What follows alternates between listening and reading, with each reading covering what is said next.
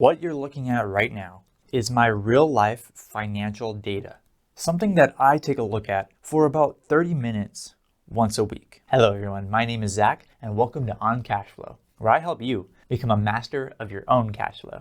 Now let's get started. The short answer to the title of this video is that you need to be aware of your finances. You need to be aware of your income, your expenses, your net worth, and your asset allocation. Here's how I accomplish being aware of my personal finances. I use free online software to basically take all of my financial accounts, combine them together, put them all in one place so that I can look at everything once a week. I use the software F.I.R.E. It was formerly known as Personal Capital, and you'll probably hear me refer to it as Personal Capital multiple times because I'm just so used to calling it that. But anyway, it's called F.I.R.E. now, and I use this in order to basically track all of the above: my income, my expenses, my net worth, and my asset allocation. And it does a really great job of that. And the best part is, of course, that it's free. All you have to do, as with most online financial tracking software, is you have to link your checking account, you can link your savings account, your brokerage account, your retirement accounts, your credit cards, and they all should show up in one place. And it should be able to take all of those transactions and all of the data from those accounts within a certain period of time, and then you'll be able to basically clean them up, make them look really nice, and make them make sense when it comes to what is income, what is expenses, what are just transfers, and all that good stuff. So really the online software does the hard work for you, right? It takes all the stuff and puts it in one place. And then it is your job to do the easier part, which is just to make sense of what those actually are, because sometimes when transactions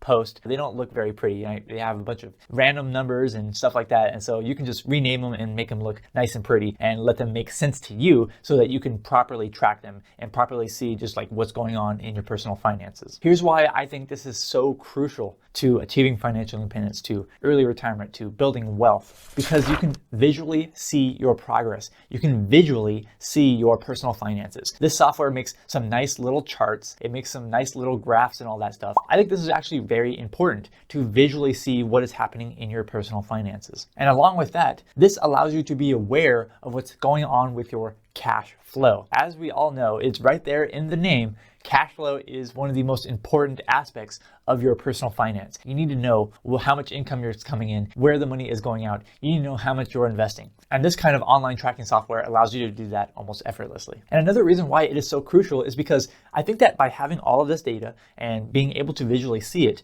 helps you gamify the process of achieving financial independence, of building wealth, of trying to retire early or retire in general. Because I think it's, innately in us as human beings to try to win, right? Try to win a game. And so if you are able to gamify the process by tracking and analyzing, then I think that you're going to be much more likely to achieve your financial goals. And by the way, when it comes to actually like tracking your progress to financial independence and early retirement, I do have another video that's much more in depth on how to properly track your finances. And I'll mention that again at the end of this video. Let's take a quick look on F.I.R.E., or as I like to call it, Personal Capital, and see first income, like how it is tracking your income. All you have to do is go to the banking tab and then go to cash flow, and then right there, switch to income. And this is really important because you need to know how much income you're actually bringing in, because this is what's going to determine how you're going to build pretty much the rest of your personal finances, right? You can only work with what you've got, and that is the income coming in. How much income you actually have coming in is what you should probably be building up,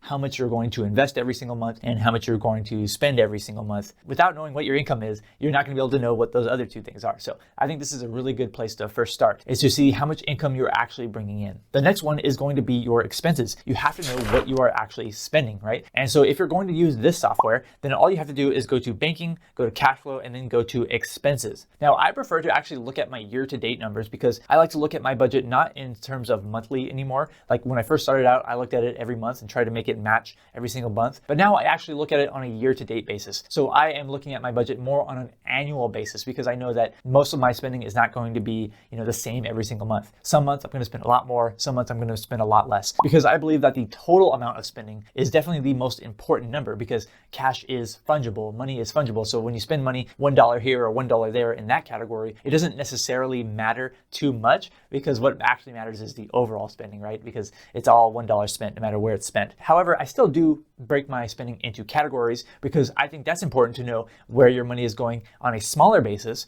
because you want to know, are you wasting too much money on this thing, or are you not spending enough money on this other category, right? You want to be able able to value where your money is going. I think that categorically breaking these expenses up is very important for us because we can see, hey, I actually do value this thing, but I'm not spending that much money on it. However, I don't value this thing, but it seems I'm spending a lot of money on it. So that allows you to look at those kinds of trends and see what's happening with your spending, and then you can make adjustments as needed. Now, really quick, I just want to say I put a lot of research and effort into all of my videos, and if you're enjoying this video so far, please make sure you hit the like button. It really does help me out, and I would really appreciate that. Okay, but getting back to it, let's now talk about the net worth. So I think you should definitely be tracking your net worth. Okay, you don't need to be looking at it every single day, especially if you're invested in something like stocks, which tend to be highly volatile. So your net worth can change day to day. It's perfectly fine. That's perfectly normal. But I still think it is important to just kind of look at your net worth over longer periods of time. And generally speaking, if your net worth is going up, then you're probably doing the right thing because you're probably building wealth. In order to look at your net worth on personal capital,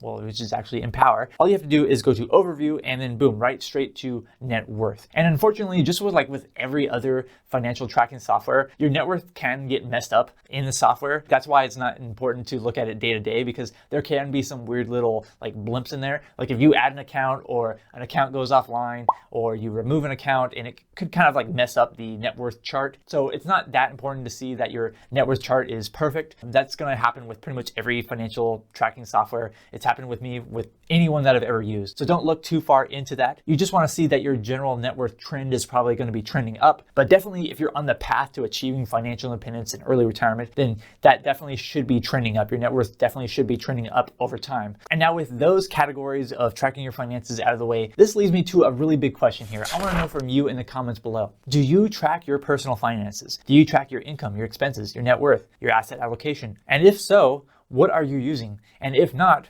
why don't you track it? I'm really curious to hear what you have to say, so please leave me a comment below. But I have another good one that I want to share with you here in this video, and that is your asset allocation. So if you're going to be tracking your asset allocation on F.I.R.E software, all you have to do is go to investing and then go to allocation. And this is why tracking your asset allocation through some kind of financial software that is going to put all of your accounts in one place is super important, because what actually matters the most is generally going to be your total asset allocation. What is your allocation total between all of your accounts combined? Not necessarily per account, not on a per account basis. It doesn't necessarily matter what your asset allocation is too much within your traditional IRA versus your Roth IRA. Now, it does become a little bit more important once you get closer to when you're going to be withdrawing from those accounts. But since money is fungible, these assets are fungible, they can be reallocated within different accounts. So what actually does matter overall is what is your total asset allocation with all of these accounts combined in one place. And for most of us on the path to financial independence, we're probably going to be investing mostly in stocks, bonds, and some allocation to cash. So those are probably the most important things that you want to pay attention to when you're looking at this asset allocation. How much of your asset allocation is stocks, how much is in bonds, and how much is it in cash? And does this match up with what your actual goals for your asset allocation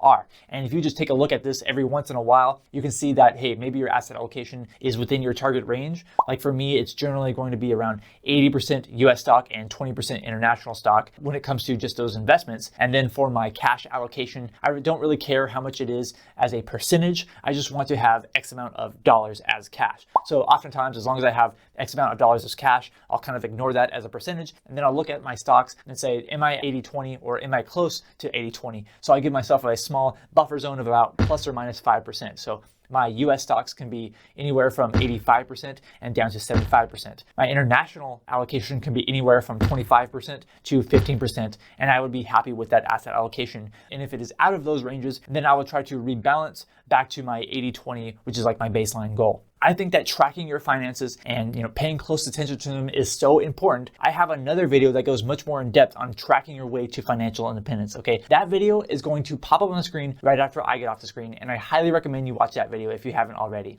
Thank you so much for watching this video. I'm Zach from OnCashFlow.com, and I hope to see you next time. That kind of it kind of just does the same thing, because you can. I think this is so. Ooh, that was a whistle.